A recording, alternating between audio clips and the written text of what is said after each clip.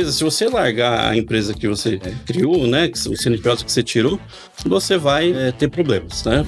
É sempre separado por faturamento, né? O governo gosta de separar pelo tamanho das empresas para facilitar. Olá, você está no Pode Agir Mais, o podcast da Autossuficiência Brasil, sempre com dicas e histórias inspiradoras sobre carreira, empreendedorismo, educação, finanças e saúde emocional. Todos os episódios do Pode Agir Mais estão disponíveis em vídeo no canal do YouTube da Autossuficiência Brasil e em áudio nas principais plataformas de podcast do Brasil. Olá pessoal, eu sou Paulo de Araújo, sejam todos bem-vindos ao Pode Agir Mais, o seu canal de podcast, o canal de podcast da Autossuficiência Brasil. Nós temos aqui todas as semanas convidados muito especiais falando de assuntos importantes para te ajudar, para te inspirar a agir mais na sua vida. Aqui nós falamos sobre empregabilidade, sobre carreira profissional, sobre finanças, saúde emocional, educação, tecnologia e muitos outros assuntos que vão te ajudar a ser uma pessoa mais autossuficiente. Assista esse e todos os nossos episódios lá no YouTube da Autossuficiência Brasil, bem como nas principais plataformas de podcast do Brasil. Hoje eu tenho aqui conosco, como sempre, a Bia Garcia. Seja muito bem-vinda, Bia, tudo bem? Tudo bom, Paulo? Obrigada, gente. Animada por essa oportunidade? Nossa, muito animada com o nosso convidado de hoje. Que bom, eu também. Cada episódio nós aprendemos muitas coisas interessantes aqui conosco. E sempre é um prazer. Bia, hoje nós vamos falar sobre a questão relacionada ao empreendedorismo, sobre a importância de legalização no mercado das empresas. Muitas vezes as pessoas têm um pequeno negócio, mas não está legalizado. Existem muitas vantagens em se legalizar e nós vamos falar sobre isso. No Brasil, por exemplo, Bia, registrou só agora em janeiro desse ano, 2023, mais que 350 mil aberturas de novas empresas. É muita coisa. É claro que muita gente abre uma empresa por necessidade, mais do que por oportunidade. De qualquer maneira, é um bom sinal. Um sinal de que a economia está aquecendo, de que as pessoas estão empreendendo. Isso é um sinal positivo de modo geral. No mesmo período do ano passado, foram um pouco mais que 340 mil empresas. E agora, quase 360 mil empresas. Então, o crescimento aí significativo, expressivo em relação ao ano passado. E o resultado mostra também que é importante as pessoas se legalizarem. Por exemplo, a junta comercial, já ouviu falar nisso? Nessa expressão? Não, tô aprendendo aqui. Junta comercial é uma organização que tem o propósito ali de legalizar as empresas, e o nosso convidado de hoje, daqui a pouquinho, vai explicar muito melhor. A junta comercial tem um importante papel aí no processo de abertura e manutenção de empresas no Brasil como um todo, né? Junto com os escritórios de assessoria paralegal ou contadores e outros profissionais, a junta possui aí diversas funções, entre as mais importantes estão a organização e armazenamento de registros das empresas e abertura de empresas, o famoso CNPJ, né? Pessoa jurídica ao invés da pessoa física.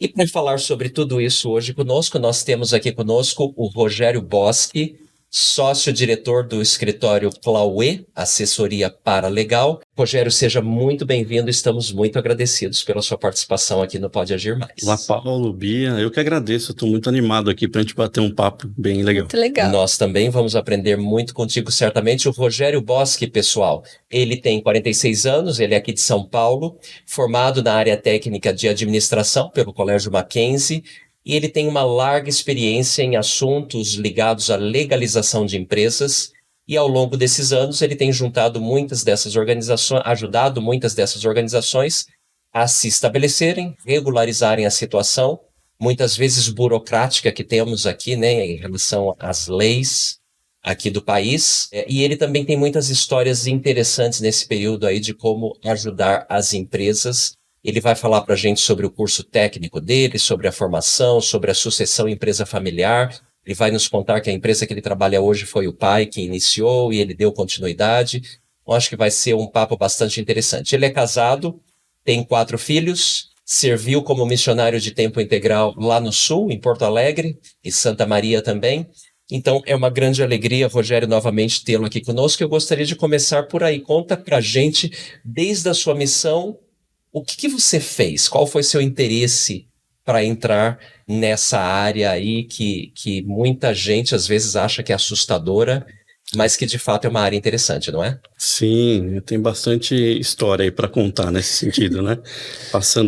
Pensando aqui como que foi, né? Como que eu entrei, eu caí meio de quase sem querer. De né? paraquedas. De paraquedas. Meu pai tinha 4 filhos, né? 3 meninos e uma menina. Então a menina que é a mais velha não se interessou. O outro irmão é engenheiro em 2 especialidades, né? Tanto na parte eletrônica como na parte ambiental, né? Uma área totalmente diferente. E o meu irmão mais novo é músico, né? Músico, massoterapeuta, né? Tem essa linha, né? de vocação. Então, alguém tinha que continuar, né? Com o escritório do meu pai ali. Então, veio para mim a responsabilidade, né? O escritório paralegal, assessoria paralegal, ele é uma gourmetização do nome de despachante, né? O despachante, ele é aquele que desburocratiza, né? Auxilia aqueles que não estão com tempo, nem sabem como fazer, conhecimento de como fazer as coisas, né? Então, o mais famoso é o despachante policial, que antigamente se falava, que é o despachante de Detran, né? Então, todo mundo precisa ou conhece, ou já usou. Ponto da vida já usou. Já usou. Então, meu pai começou assim. E aí, ele observou, né, no escritório que ele trabalhava, que era perto da junta comercial, na região do Mackenzie, ali, tem a rua Maria Antônia, na frente do Mackenzie, era a junta comercial, aquele prédio da USP, que tem ali. Cecília. Isso, aquela região. E ali, como o escritório dele era lá perto, ele passava muito pela junta comercial e via a necessidade de serviços. A gente está falando aqui do final da década de 70, hein? Então, ele via essa necessidade das pessoas registrarem suas empresas na junta comercial, não sabiam como fazer, né? E a forma de como tinha que acontecer as coisas, ele enxergou um nicho ali de trabalho, né? De especialização. Então, ele acabou saindo da área de despachante policial, de veículos, Detran, e começou a trabalhar nessa área e abrir um escritório, né? Para auxiliar as pessoas a registrarem suas empresas ali, os seus atos na junta comercial. E você se formou primeiro e depois foi para o negócio do seu pai, ou foi o contrário? Foi o contrário, Você começou novo. Então, eu lembro de no prédio da junta comercial, nas primeiras memórias afetivas que a gente tem de infância, né?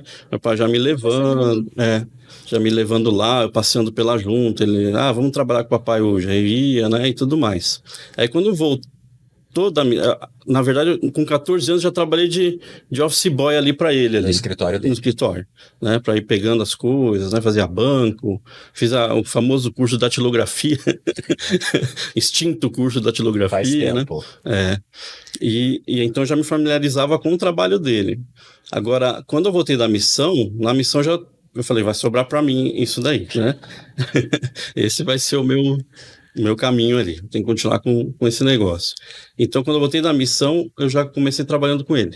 Eu comecei trabalhando com ele, e nesse trabalho com ele, eu comecei a cursar vários diferentes, né, cursos na faculdade. Então, comecei a fazer administração, depois eu parti para o direito, mas tudo começando e não terminando.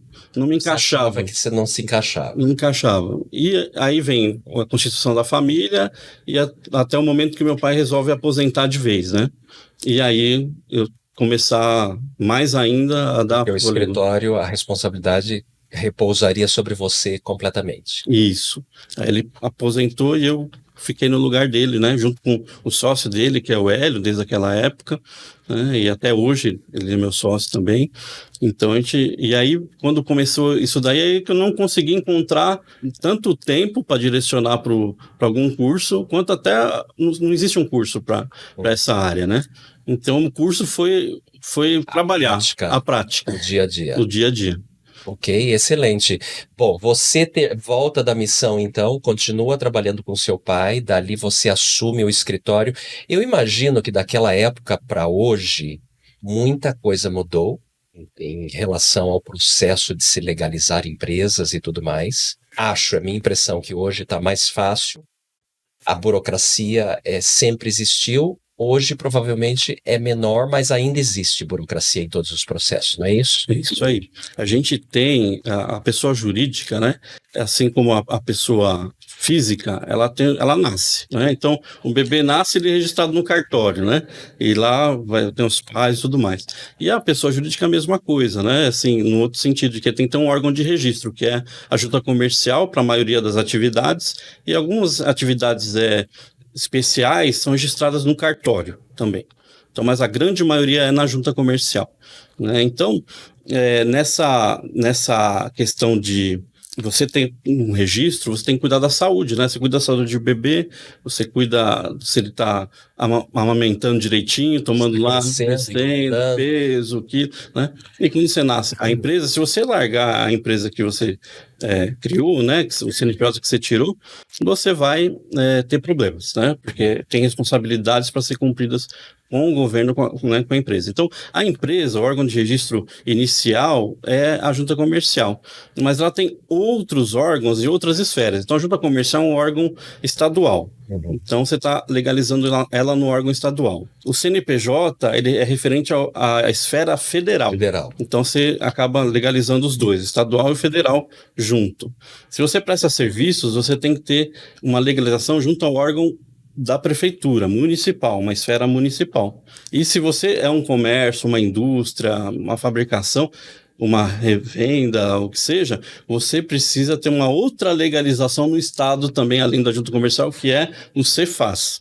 Então, a legislação, ela é dividida por esferas, né? Uhum. E você tem que se legalizar em todas elas. Agora, essa é a dificuldade de muita gente que tem um pequeno negócio e não conhece a legislação, não sabe se tem que registrar aqui ou ali.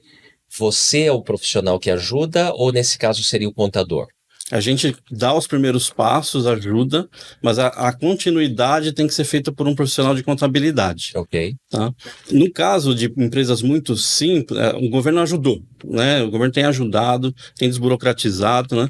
Então, os MEIs, por exemplo, se você faz uma declaração, paga um DARF lá todo mês, você já está deixando ela regularizada. Ok. Se você esquecer, aí você vai precisar de alguém para te ajudar. Se você deixar para depois... Questão de multa, etc. Você tocou num assunto importante que muita gente tem interesse, que são aqueles que têm pequenos negócios, pequenos Sim. mesmo, micro e pequenos negócios, né? O que é o MEI e como é que funciona? Quais são as vantagens da pessoa se registrar como um microempreendedor individual? É sempre separado por faturamento, né? O governo gosta de separar pelo tamanho das empresas, para facilitar. Então, o MEI é microempreendedor individual, né? Ele é o menor CNPJ que pode ter. Uhum. Né? Então, você tem lá em torno, acho que hoje, de R$6.000 é o seu faturamento por mês. Às vezes muda, estão querendo mudar para 12 mil. Às vezes passa na Câmara, mas não passa no Senado. Aí você não mudou nada, fica naquela expectativa. Então, mas hoje, se eu não me engano, está perto de R$6.000, alguma coisa assim, mensal. Então, você pode ser uma MEI. Né? Agora, também... depende de para quem que você precisa daquele CNPJ, né? Então, às vezes a pessoa precisa para ser uma PJ, ser contratado por uma outra empresa, que faz questão de não fazer por carteira assinada, mas por pessoa jurídica. Isso, né? Uhum. E aí você talvez eles não aceitam MEI, por exemplo. Mas tem empresa que fala, não quero MEI, porque tem que ser uma pessoa jurídica mais formal do que a MEI. Você tem que abrir uma limitada? Aí você pode hoje você pode abrir uma limitada, olha só, uma limitada individual.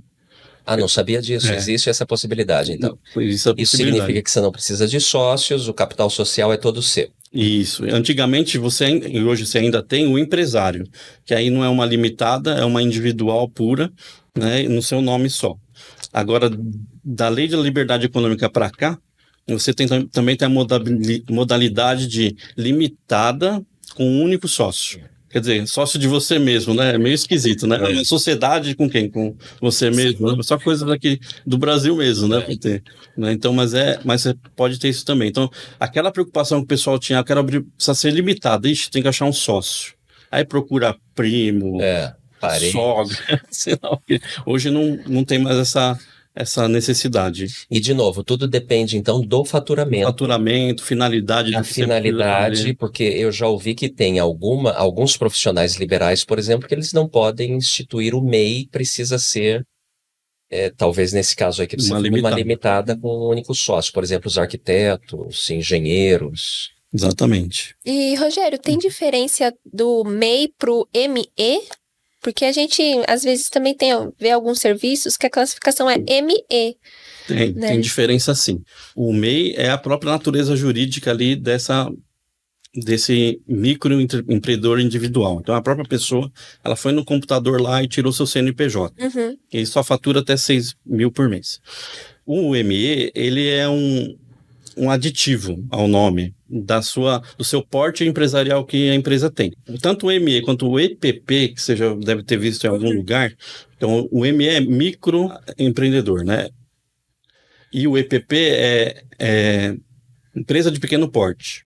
Então, microempresário, ME, e EPP, empresa de pequeno porte. Então, é tudo por faturamento também. Uhum. Então, o ME até 4 milhões por ano, vamos dizer assim. E o EPP é o dobro, 8 milhões. Tá? Tô chutando os números aqui, mais ou menos só para dar a proporção dos últimos números que eu lembro. Okay. Porque vem o governo, o outro acaba mudando um pouco essa... E, de novo, nesse caso, se o nosso público tem dúvida, o melhor é consultar um contador que vai ajudar nessa questão aí de estabelecer qual o melhor tipo de empresa que você pode abrir. Sim. E se o contador cobrar muito caro, procura o assessoria paralegal. Assessoria paralegal. Que é a gente também. A gente sabe mais ou menos qual tipo de empresa, qual que é o faturamento, a gente fala, começa por aí. Aí se for um comércio, vai precisar de computador. Aí não tem como fugir. Tá. O contador, o CRC dele tem que estar nessas inscrições que eu falei na esfera estadual. Ok. Tá? Mesmo que seja o vendedor de cachorro-quente, o vendedor de brigadeiros. Esses daí, se o faturamento é mais do que 6 mil por mês, aí ele precisa abrir uma empresa e ter um contador. Ter um contador que vai fazer toda a questão de impostos e tudo mais. Agora, qual é a vantagem de se legalizar? Porque muita gente às vezes está na informalidade e não quer nem saber, está indo bem lá, está ganhando o salário, tirando para o labore, mas os riscos são grandes, né, de estar na informalidade. Sim, são grandes. Numa cidade como São Paulo, talvez você tenha por ser muito grande e a fiscalização não ser proporcional, você consiga escapar de uma coisa ou outra de fiscalização. Mas nas cidades menores, é bem difícil você estar regular, né? A vantagem que eu vejo principal é porque você consegue dar origem à renda que você está tendo. Né? Já a pessoa vai lá no banco, você precisa de um holerite para poder ter, sei lá o que, de limite num banco, né? Comprovar a renda, ou uma declaração de imposto de renda, né? Para também comprovar. E se você não está legalizado, você não consegue dizer de onde está vindo aquele dinheiro depositado na sua conta, né? Que origem que vem aquilo ali, né? Pode ser de qualquer coisa, né? Claro. Então, inclusive origem ilegal. Né? A primeira coisa que o fiscal vai pensar é que, né, que você está fazendo. Então, e hoje, você quer queira ou quer não, você faz um Pix, está ligado ao Banco Central, que tem todas as informações das coisas que você está fazendo. Que é movimentação bancária. Né? E outra vantagem é que você consegue dar uma nota fiscal também. Então, muitas pessoas precisam de nota fiscal para comprovar o que está pagando. E acho que também a Seguridade Social, a Previdência Social, você passa a ter direitos. Certo? Isso também. Você consegue recolher de outras maneiras ali o INSS. Ok, excelente. Nem todo empreendedor, ele nasce empreendedor. Você, por exemplo, teve um exemplo em casa, que era o seu pai, que tinha ali o negócio, imagino, já há muitos anos, e você herdou. Quais são os conselhos para aquelas pessoas que têm a oportunidade de herdar um negócio familiar e a missão de levá-lo adiante, de fazê-lo crescer? Porque eu imagino que você quis, quando você passou a tomar conta do negócio, multiplicar e crescer o negócio. Sim, é muito interessante. A gente consegue linkar a resposta, né, dessa pergunta com a outra que eu acabei esquecendo de responder, que foi passou por muitas mudanças, né? Então, o meu pai, quando começou, ele contava, né? Ele e meu sócio ficaram 3 anos, praticamente, para o negócio começar a pegar. Né? Então, ele falava que ele ia 3 jornais por dia, às vezes, né? Então, por conta de não ter a demanda, né? O serviço mesmo, né? E o despachante, ele era interessante nessa época, ou até hoje, o conceito de despachante é balcão. Então, você tem que ir ao despachante. Ele nunca está disposto a vir a você ou mandar um motoboy. Você tem que ir lá no balcão e solicitar o serviço que você quer, né? Então, esse é o conceito do despachante antigo, né? E tudo mais. Então, quando eu entrei, foram algumas mudanças de conceito, né? A gente tinha que deixar a coisa mais moderna, né? Ao mesmo tempo, a legislação foi mudando, né? Então, eu cresci com meu pai falando, o escritório vai durar só mais um ano. Vai mudar uma legislação e aí o nosso serviço ninguém vai mais precisar e sei lá o que, né? Vamos ter que tirar vocês da escola, vamos ter que botar para a escola pública, sei lá, sabe? Aquela pressão que ele recebia como empresário, né? Empreendedor. Né? E aí não era isso, ele se adaptava, o escritório continuava e tudo mais, né? Então essas adaptações que a gente acabou acontecendo também vieram para transformar o escritório em algo maior, né? Que esse era o objetivo. Então, por exemplo, no começo era junta comercial, era só esse serviço que a gente fazia. Então o contador, o advogado procurava a gente, ou a pessoa... Para ajudar no registro. No registro na junta. Aí dali ele saía meu pai entregava lá o documento para ele, né? E aí ele ia procurar um contador, alguém para continuar com as outras etapas, a federal do CNPJ, o Cefaz, né? A inscrição estadual do Cefaz, a inscrição municipal do município. No caso de serviços. No caso de serviços. Então, eu fazia isso. Depois começou o sistema de você fazer o CNPJ junto. Então, chamava CGC o CNPJ. Então, a pessoa entrava na junta comercial, já saía o contrato registrado e ele já ganhava o número do CGC, que era uma etiqueta num papel. E saía com a empresa dele, pelo menos com o CNPJ. Então, aí ele procurava o contador para tirar as outras duas esferas. Aí veio a parte digital. Começou a tirar o CNPJ, você preenchia o disquete, né? Que era, quem não conhece isso, é tipo um pendrive grandão com 1 mega dentro. Cabia 1 mega só no disquete. E levava para a Receita Federal com aqueles dados preenchidos, né? E aí ela entregava depois de analisar o seu CNPJ. Tá? Então você conseguia, nessa época, a princípio era um papel que você tirava na Receita com um número e depois veio a internet. Que aí você fazia todo esse procedimento, mas saía pela internet o número que você precisava. Então você entregava o disquete ainda, levava na Receita Federal toda a documentação, mas aí saía, pelo menos a resposta já vinha na internet. Imagino que hoje esse processo é muito mais fluido, rápido. Hoje, em média, um CNPJ sai em quantos dias? Se você for abrir vamos falar da limitada individual, que é um pouquinho mais complexo que um MEI. Então você começa hoje com uma viabilidade na prefeitura com o seu endereço. Você envia seu endereço residencial ou precisa ser um endereço comercial? Aqui em São Paulo, capital, por exemplo, eles não aceitam um endereço residencial. Né? Então depende da cidade que você está, você pode usar seu próprio endereço ou você vai ter que ir atrás daqueles escritórios virtuais. Dos escritórios virtuais, verdade. Por isso que a internet está cheia de oferta lá, já viram isso? Escritório virtual, R$300 por mês, né? Tenha seu endereço e tal, porque tem prefeituras que não está aceitando mais no endereço residencial. E tem um motivo isso, é porque o fiscal ele não pode entrar na sua residência, se você não quer. Então, você não tem como fiscalizar. Então, por causa da legislação, eles mudaram, falaram, só pode IPTU que seja comercial e não residencial. Né? Então, você faz essa viabilidade, a prefeitura vai responder se você pode abrir naquele local e com a atividade que você está pretendendo. Aí deu ok, você continua com o processo junta comercial que já é integrado com a Receita Federal e em alguns estados já com a estadual. Então, quando você manda tudo para a junta comercial para registrar, já sai até a municipal, depende do lugar. Interessante. Em qual prazo, em média? Limitada aqui em São Paulo, a gente está falando aqui de uma viabilidade num dia, levar o registro da junta no outro, a análise da junta comercial também depende do lugar que você vai sair no mesmo dia ou de um dia para o outro. Vamos 5 dias aí. Então, nem se compara com alguns anos atrás, que era uma enormidade, aí, uma demora gigantesca. Depois dessa Lei da Liberdade Econômica de 2020, né, para cá, facilitou muito esse procedimento todo.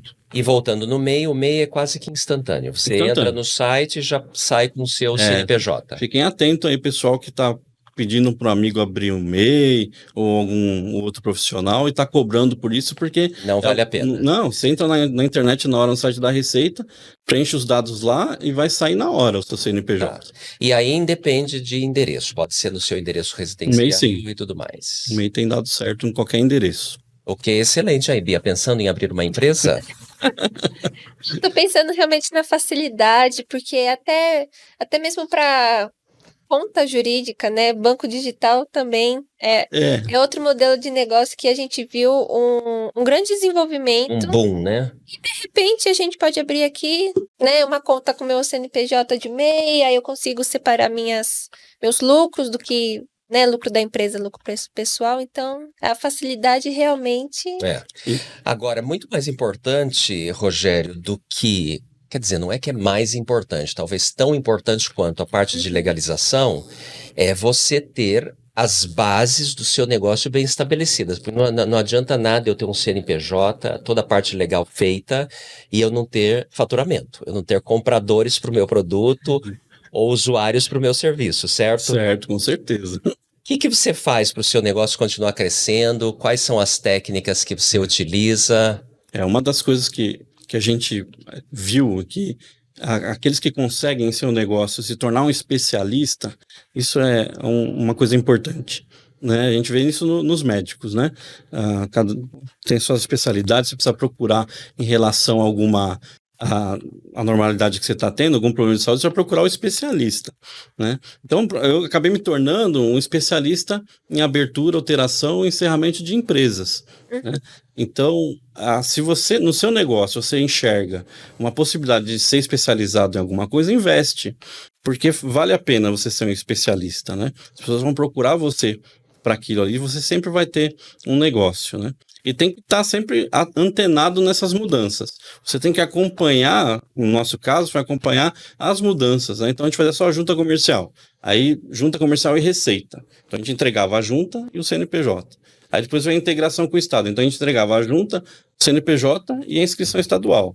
Aí veio a municipal, e a gente passou a fazer a municipal. A municipal envolve alvarás, né? Alvarás de tudo quanto é tipo. Então a gente começou a fazer alvarás também. Então a gente foi se atualizando. E como você falou da conta jurídica, né? Que hoje você, num celular, você, né, consegue abrir uma conta jurídica ou física de um banco e tudo mais. Antigamente a gente ia no banco, entregava todos os formulários, todos os comprovantes, tudo sei lá o quê. Voltava outro dia para ver se a conta foi aberta ou não, ou aprovada por alguém que né, um gerente, alguém se aprovou ou não.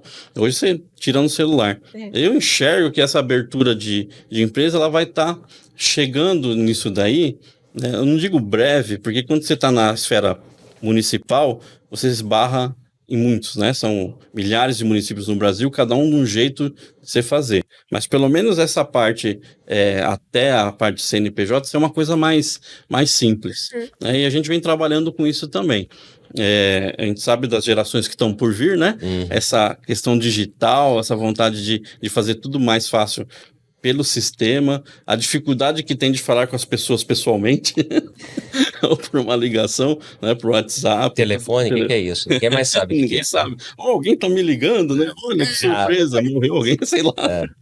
Mas a gente tá pensando nisso também, né? No sistema, que a pessoa vai entrar lá no escritório, vai já colocar os documentos tudo digitalmente pra gente, né? E a gente vai fazer essa ponte com os órgãos públicos até o dia que esses órgãos públicos resolverem criar esses programas mesmo, né? Eu não sei até onde vai o interesse deles de facilitar tanto também. Tudo vai mudando nas gestões. O controle do Estado, eles nunca vão perder o controle absoluto, né? Sobre a economia aí. Bom, falando lá ainda do seu escritório, você herdou do seu pai, você tem 4 filhos agora. Você pensa numa sucessão familiar? Olha, quem demonstrou interesse até agora foi a terceira filha, né? Eu era o terceiro e a terceira que falou... Coincidência. Esse negócio aí, acho que eu quero continuar com ele. Aí, qual a idade dela atualmente? Ela tá com 15, vai fazer 16 anos. Ok. A Rebeca. Já tá fazendo técnico ou ainda não? Não, ainda tá no médio normal. No normal, né? Mas aí, eu falei para ela, mas você pode fazer uma arquitetura para acrescentar no nosso negócio, né? Talvez uma engenharia, mas ela não é muito de números assim. Mas por quê? pensando já na parte de licenças, né? Sim. A gente precisa ter, por exemplo, um alvará. Um alvará de um lugar precisa ter sempre um responsável técnico, que é um arquiteto ou um engenheiro. Certo. Né? Precisa estar assinando ali. Então ela pode, talvez como sendo uma arquiteta, em vez de eu ficar contratando arquitetos por aí para assinar os documentos, ela tá ali assinando por... Tá, então essa parte de alvará você faz também, inclusive para alvará de construção ou não? Então, todo tipo. Todo tipo de alvará. Todo tipo, tipos. E vai do negócio, né? Alguns precisam de sanitário, outros não, né? Mas o de funcionamento, todos precisam. Os bombeiros também. Então, essa é uma das adaptações que a gente vai fazendo, né? Na empresa. Se falasse para o meu pai, no início da empresa, que ele ia fazer alvará, não... De jeito nenhum. Ele estava especializado só em uma coisa, né? E a coisa vai crescendo conforme as necessidades do mercado, conforme a demanda do mercado. Desafios nessa sua jornada, você já teve alguns ou você é um daqueles iluminados que não tem desafios no negócio? Não, daí eu tô para achar um desses daí. Né? Eu também. Assim, bastante, né? Que nem eu comentei do meu pai, cada legislação que mudava, ele achava que ia dar errado. O negócio ia morrer. Ia morrer. E conforme foi passando os anos, sempre tem isso, né? A gente tem, por exemplo, uma época o escritório ele fazia São Paulo inteiro só. Então, o estado de São Paulo, porque a junta comercial era aqui na capital. Então, o empreendedor, o contador lá de Ribeirão Preto tinha que dar entrada aqui. Pra cá. Então, a gente centralizava aqui, tinha clientes em todos os municípios, né? E a demanda era grande, era enorme. Aí chegou um momento que a junta comercial começou a abrir escritórios regionais. Então parou a chegar para a gente de certos municípios. Então a gente já olha assim, e a demanda diminuiu. Né? Caiu a demanda aí, o que a gente vai fazer? Vai fechar. Daqui um ano vai fechar. Vai fechar. E assim a gente vai andando. É a questão da adaptação, né? Adaptação. O empresário saber adaptar-se ao mercado é extremamente importante. Sim, uma das adaptações que a gente fez é que a gente tinha como maiores clientes os contadores e advogados que quarteirizavam esse serviço com a gente. Né? Então ele ia lá, vendia uma abertura de empresa pagava pra gente 1.000 e cobrava 3.000 do cliente dele para abrir a empresa. Então a gente tinha a demanda 90%, 95% vinha desses contadores. E hoje é o contrário, hoje a gente tem a demanda de 90% vem direto das empresas. A gente participa de licitações nas empresas, sai para vender nas empresas esse tipo de serviço e tudo mais. E 10%, 5% vem dos contadores ou advogados. Interessante. E por falar em adaptação, como é que foi durante a pandemia? Porque eu imagino que durante a pandemia o número de empresas sendo criadas foi lá embaixo. Foi lá embaixo. Eu lembro que quando veio, que ficou todo mundo fechado, né? A gente recebeu alguns e-mails de alguns clientes, como empresários, né? Como empresas, eles mandaram para a gente, nós não temos previsão de pagar sua nota fiscal. Não temos, nós com funcionário, tudo funcionando normal, né? Em casa, mas funcionando. Mas logo veio esses e-mails, então a gente já falou, vixe, lascou. Então a gente já mandou e-mail para os funcionários. Olha, pode ser que depois de 40 anos, pela primeira vez atrase um salário aí para vocês. Né? Aí, na semana seguinte, a gente, depois de conversas, reuniões, a gente recebeu a notícia de que um ou outro cliente falou, olha, eu consegui encaixar vocês na demanda de prioridades da empresa, porque vocês fazem parte das necessidades principais. Porque se não tem uma inscrição ativa, a gente não consegue faturar nem vender. Então, eu consegui encaixar você na parte das demandas dos prestadores que são essenciais. E a gente vai estar pagando vocês. A gente, ainda bem. Então, né? Mas assim, eram contratos mensais que a gente já tinha e tinha que continuar fazendo os trabalhos e tudo mais. Mas a demanda de abertura, alteração que vinham pontuais, isso encerrou. Ninguém estava mais abrindo mais. Clientes como hotéis que a gente tem, né? De hotéis, essa foi afetada de uma maneira enorme. Estão tentando se levantar ainda. Até hoje. Até hoje. E talvez depois paguem a gente, né? Pelas coisas que a gente já tem lá de pendência para receber deles, né? Então, foi a palavra que eu usava na minha época, era punk, né? Muito bem, nós estamos aqui hoje conversando com Rogério Boschi, sócio-diretor do escritório Claué, que é uma assessoria paralegal, como ele mesmo diz, uma gourmetização do nome despachante, que ainda, mesmo nos tempos de hoje, com toda a tecnologia, etc e tal, é um profissional quase que essencial para a vida das empresas aí, né? Para ajudar que as empresas estejam legalizadas, porque as legislações mudam com uma rapidez impressionante nesse país. O número de normas, etc., é gigantesco. Parece que o Brasil é um dos campeões aí nesse termo negativo, né? Com a burocracia gigantesca. Muitas vezes as grandes empresas precisam de profissionais exclusivos somente para entender e se adaptarem nas normas, né, governamentais, etc. e tal. Então, um profissional que ainda, você que tem um pequeno negócio, vai precisar certamente. Falamos aqui um pouco dos desafios, né? Imagino que você, durante esses anos todos, já viu muitas empresas abrirem e fecharem. Sim. Bastante. Quais são seus comentários sobre isso? Olha, eu sempre pensei nisso, né? E o que eu observei é o seguinte: quando você começa um negócio próprio, você tem os seus objetivos, sonhos e metas ali tá realizando, né? E o que eu vejo que a maior parte que fechou, que não deu certo, que não continuou, foi porque eles precisavam de um retorno muito rápido. Uhum.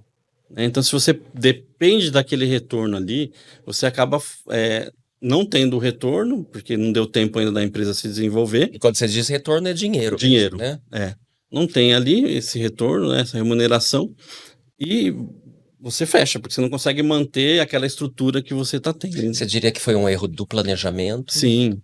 Às vezes você pensa, você precisa fazer uma pesquisa comercial na região, se é um comércio que você vai fazer, uma pesquisa informal, tem que se abastecer de muitas informações para poder fazer um plano de negócio mais definido, estruturado, né? Estruturado. E se você tem essa ideia desse negócio que é muito bom e você quer fazer, abre ele quando você tem uma fonte de renda de outro lugar. Exato. Exato. Vamos supor que você está trabalhando como empregado em algum outro lugar, é um bom momento para, nas horas extras, você testar um modelo de negócio, e somente depois que você tiver com uma renda razoável, aí sim você pede as contas lá do seu empregador.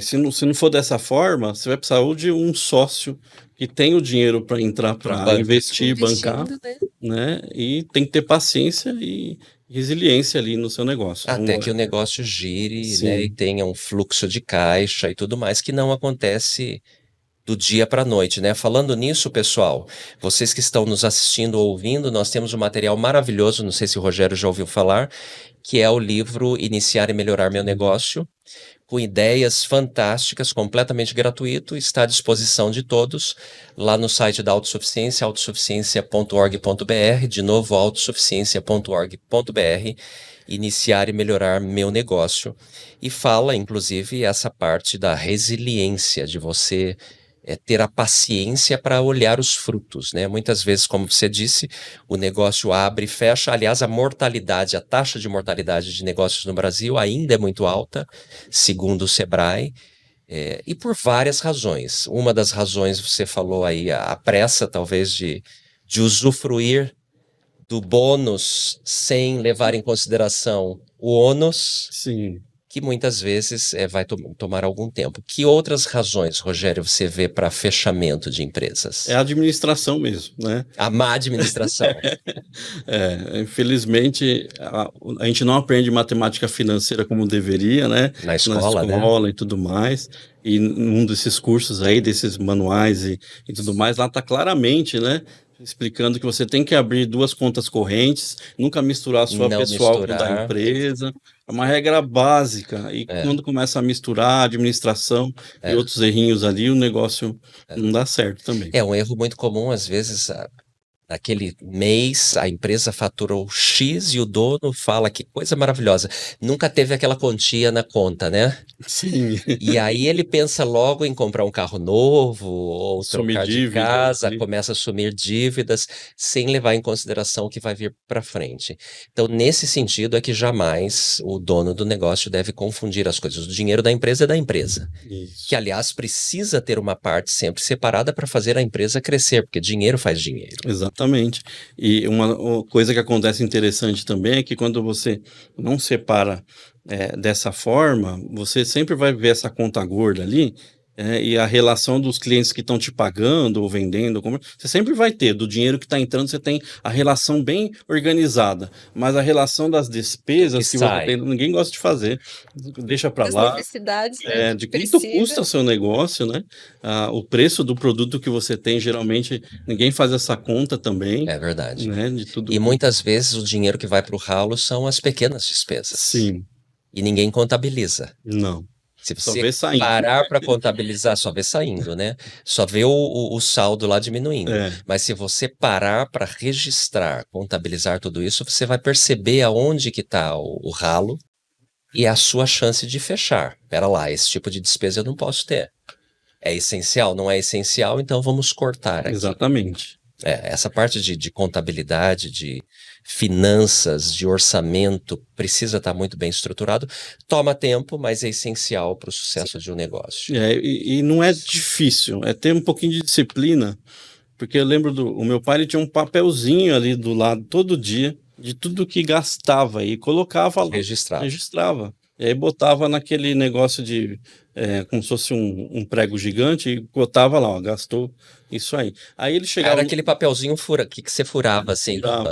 Né? E deixava ficava no balcão ali. Aí ficava uma semana ali de todos os dias, aí chegava no final, na sexta-feira lá, no livro que ele registrava todos os documentos, tudo que recebeu de dinheiro, e aí ele jogava as despesas que teve naquela semana ali, tudo na calculadora e tal. Assim... Hoje em dia são planilhas eletrônicas fáceis de você registrar. Sistemas, entretanto, se você não tiver a disciplina de sentar e registrar, o computador não vai adivinhar o que sua empresa está gastando. E um detalhe, meu pai ele tinha 4 anos do ensino fundamental. Olha só. Não tinha formação. Aprendeu na prática. Mesmo. E problemas com sócios, você vê muito? Sim. Assim, para acontecer, por exemplo, o que acontece com a gente no escritório, 40 e tantos anos com os mesmos sócios... É raro. É raro. É muito raro. Você começa a sociedade pensando de uma maneira, fazendo, as coisas vão mudando, né? As suas famílias vão mudando, né? E vão entrando novos integrantes nas famílias, né? Sim, sim. E isso daí... Tudo isso é risco, né? É risco, mas você tem que ter a disciplina, mais um pouco de disciplina também, de não misturar. Problema familiar, problema pessoal com os negócios. Lealdade, né? Um com o outro. Eu tava, sei lá, é engraçado. O meu sócio, ele tem um aniversário da netinha. Aí a gente é convidado, vai lá para o aniversário da netinha. Aí, durante toda a festa, 5 horas que tá lá de festa, às 5 horas, 4 eu passei conversando com ele. Então, quer dizer, a gente já fica 8 horas por dia junto. E falaram sobre negócio? Sim, negócio, mas aí também dá um pouquinho, mistura mais uns outros assuntos também, né? Mas, assim, quando você começa a contabilizar, você passa mais tempo com o seu sócio. E nas empresas que você tem com a família, filhos. Então, é um segundo casamento, assim, né, que a gente... Eu também gosto de ver a sociedade como essa forma, né? Que é praticamente um casamento. Você precisa deixar as expectativas bem alinhadas, muitas vezes escritas, porque os indivíduos são diferentes, cada um pensa de uma maneira. Então, alinhar esses pensamentos e expectativas é muito importante. Como casamento, muitas vezes a sociedade começa bem, e se a comunicação não fluir, se as expectativas não estiverem alinhadas, vai chegar o dia que vai ter problema, certamente. Problemas e dificuldades todos têm. O importante é que se sente que se resolva. Porque caso não se resolva, vai para o litigioso. E aí, ao invés de um casamento que está se acabando, é uma empresa, um negócio que muitas vezes vai sofrer. Imagino que você já viu casos assim. Todos têm algo a acrescentar, né?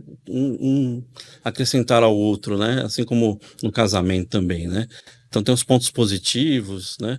A gente releva os negativos por conta dos positivos, né? Enaltece aquilo que precisa. Então, o nosso sempre deu muito certo, porque meu pai era diferente do meu sócio em muitas coisas. Então, eles agregavam um com o outro, né? E eu também sou diferente do meu sócio, e era diferente do meu pai, por exemplo, também, né? Então, o meu sócio, ele gosta, por exemplo, de ir para a rua, de resolver os problemas, né? Ele tem um bom relacionamento com os órgãos públicos, ele trabalha muito, ele faz muito isso, né? A parte de relacionamento E tudo mais, pelo tempo, né? Já no mercado. Conhece todo mundo. Você vai num lugar, todo mundo conhece ele conhece todo mundo. E você, qual a parte que você gosta mais? Então, eu fico mais na parte comercial, né? Mais trato com as empresas, fechar novos negócios, os clientes, né? Fazer os contratos de prestação de serviço, analisar essa parte mais de legislação e tudo mais. Então, acaba acrescentando da sua forma e complementando. Agora, não tem aquele sentimento, aquele pensamento, imagino que entre vocês não, mas muitas vezes, eu acho que eu trabalho mais do que ele, então eu deveria retirar mais. Eu acho que o meu sócio pensa disso de mim direto. Bom. Porque são coisas diferentes, né? Ele tá lá sempre no horário certo, sai no horário certo. É o dono que olha para ver se o gado está sendo engordado mesmo. Exato. Né? Eu já venho de uma geração um pouco diferente, né? Eu já tenho penso com algumas outras coisas. Claro. Né? Mas por mais que a gente possa pensar uma coisa ou outra, a gente nunca vai falar. Por isso que eu estou brincando aqui, né? Ele nunca ia dizer uma coisa desse tipo. Claro. E foi interessante. Durante esse período, a gente teve um terceiro escritório quase como sócio da gente, uma contabilidade, né? E aí, no final dessa parceria que a gente teve com essa contabilidade, o dono da contabilidade olhou para mim assim e falou assim: agora eu entendo qual que é o seu papel aqui, né? Agora eu entendi o que você faz, porque a gente traz os recursos, né? E o meu sócio entrega as demandas, né? Então, são funções assim diferentes, mas um complementando o outro. Bia, alguma pergunta para o Rogério? Eu tenho uma dúvida, mas eu não sei se é muito comum, né, na assessoria de vocês, mas eu acho que na parte de pequenos negócios, uma das coisas mais difíceis é eles colocarem preço no serviço deles. Às vezes com produto é mais fácil, mas na assessoria vocês conseguem também orientar as pessoas a dar preço no serviço? Ou precificar, né? Muitos empreendedores têm essa dificuldade. Sim, eu posso dar a experiência nossa como escritório e saber como que eu monto os preços lá do escritório. Do serviço que vocês prestam. Né? A gente tem que conhecer o mercado, saber quanto está sendo cobrado por ali. Né? A gente tem que saber qual que é o nosso nicho que a gente vai atacar no mercado. Porque uns podem pagar mais do que outros. Isso daí foi uma coisa que aconteceu de adaptação no nosso escritório. O meu pai e o Hélio, no começo, era barato, era muito barato. Por quê? Porque os contadores e advogados tinham que repassar esse preço, né, para o cliente, com o aditivo deles. Então, era muito barato.